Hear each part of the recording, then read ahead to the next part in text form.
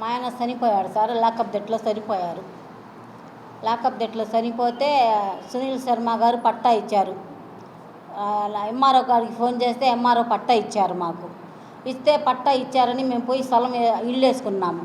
అక్కడ వాళ్ళు పేరయ్య అనే వాళ్ళ ఇంకా అవతల ఇల్లు ఇతర వాళ్ళందరూ వచ్చి మా గుడిసె పడేశారు, పీకి పడేశారు. ఒకసారికి పడేశారు, రెండోసారి పోయాం, రెండోసారి పడేశారు, మళ్ళీ మూడోసారి పోయాం, మళ్ళీ మూడోసారి మా అమ్మాయి గర్భిణీతో ఉంది. మూడోసారి పోతే వర్షాలు, ఆ తాటాకులు కప్పుకొని ఆ వర్షాలు అట్నే ఉన్నాం మేము. అట్నే ఉంటే మళ్ళీ మళ్ళీ మళ్ళీ పడేస్తున్నాను. ఏందిరా దేవుడా ఇట్ట జరుగుతుంది మాకని ఇంకా ఆంధ్ర మేము ఇంటికి వచ్చేసాము. ఆ సామాన్లు గేములు అక్కడే వదిలేసి మేము ఇంటికి వచ్చేసాము. ఆ వర్షంలో తడవలేక ఇంటికి వచ్చేసాం. ఇంటికి వచ్చి ఇంకా అక్కడికి ఇక్కడికి తిరగటానికి మళ్ళీ పోయి ఒక సంవత్సరం ఆగి మళ్ళీ వేసుకుంటే మళ్ళీ మున్సిపాలిటీ వాళ్ళు అడ్డం బోర్డు పెట్టేశారు.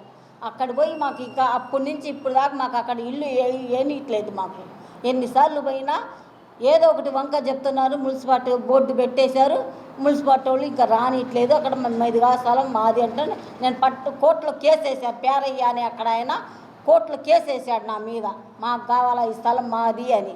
ఎట్టేస్తారు? నాకు సునీల్ శర్మ గారు నాకు పట్టా ఇచ్చారు, ఎంఆర్ఓ చేత పట్టా ఇప్పించారు అని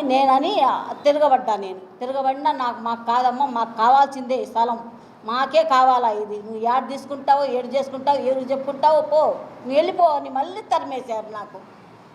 నాకు మొగళ్ళు ఎవరు లేరు సార్. నాకు మొగళ్ళు లేక నాకు ఆట ఆడిపించారు నాకు వాళ్ళు అక్కడోళ్ళు. 24 సంవత్సరాలు అయింది సార్. అదే పోతున్నా వస్తున్నా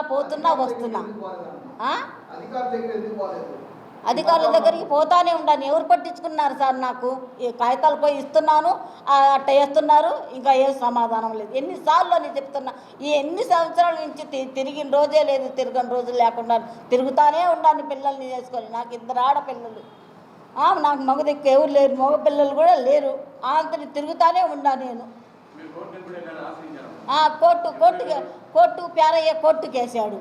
పేరయ్య అక్కడ ఆయన కోర్టుకు వేస్తే నేను కూడా తర్వాత పిట్టల లక్ష్మయ్య ఆయన కాడ నేను కూడా వేసాను. వేస్తే కోర్టు ద్వారా వాళ్ళ స్థలం మాకే వచ్చింది స్థలం. నేనే తిరిగి నాకే వచ్చింది ఆ స్థలం. వచ్చిన తర్వాత కూడా వెళ్ళాం మేము. వెళ్తే మాకు కావాలంటుంటే మళ్ళీ కోర్టులో వేసుకున్నా ఏడేసుకున్నా మేము రాని ఈ స్థలంలో మాకు కావాలా ఇక్కడ. అదే ఎవరు వేసుకుని ఇట్లే సార్ మేము పోతున్నాం గుడిసేసుకుంటాం. అదే సార్ ఎవరు లేరు సార్ మమ్మల్ని పట్టించుకోవటానికి లేక. మా మనోడు ఒక అబ్బాయి ఉంటే ఒక అబ్బాయి వస్తే ఆయనకు తెచ్చుకో మాకు ఎవరు దిక్కు లేరు సార్. మా వాళ్ళు ఎవరు పట్టించుకునే అంత మాత్రం ఏం లేరు, మాకెవరికి చదువు లేదు ఎవరు లేరు అని ఒక అబ్బాయిని పట్టుకుంటే ఆ అబ్బాయి ఇదిగో ఈ రకంగా ఇప్పుడు మాకు హెల్ప్ చేస్తున్నాడు అయ్యా, అంతేలే కానీ మా దగ్గర ఏం లేవు. అదే సార్ మేమే మాకు తెలియక మాకు చదువు లేదు ఏం లేదు, పోలీసు కేసు కూడా మేము పెట్టలేదు. ఎవరికి తెలుసు సార్? ఈ పిల్లకి పెద్ద పిల్లకి పెళ్లి చేశాను, ఈ పిల్లకి మాత్రం మీరు పెళ్లి చేయలేదు. మా ఆయన చచ్చిపోయేటప్పుడు తర్వాత చేశాను ఈ పిల్లకి. 24 సంవత్సరాలు అయిందయ్యా, 2001లో.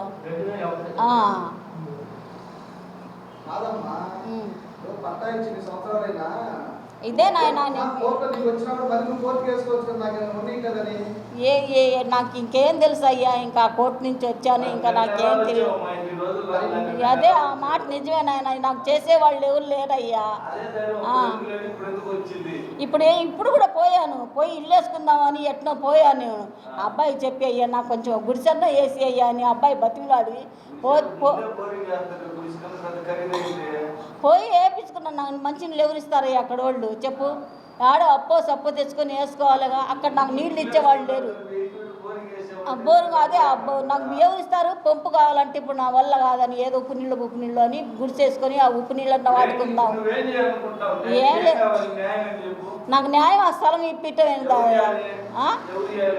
మున్సిపాలిటీ వాళ్ళు ఎందుకు బోర్డు వేస్తున్నారు ఏమో నాకేం తెలియదు. పట్టాకైతే నా పేరు మీదే ఇచ్చారు, మళ్ళీ ఎందుకు వేస్తున్నారు బోర్డు నాకు అర్థం కాక. మేము పోతున్నాం, ఇల్లు వేసుకుంటున్నాం, పీగుతున్నారు, వస్తున్నాం. ఇదే సరిపోయింది మాకు ఈ 20 సంవత్సరాలు. కలెక్టర్ని కలిసాం సార్, మనం అర్జీ ఇచ్చేసామని ఇచ్చి నెల అయింది, అర్జీ కూడా ఇచ్చి నెల అవుతుంది ఇచ్చి కూడా.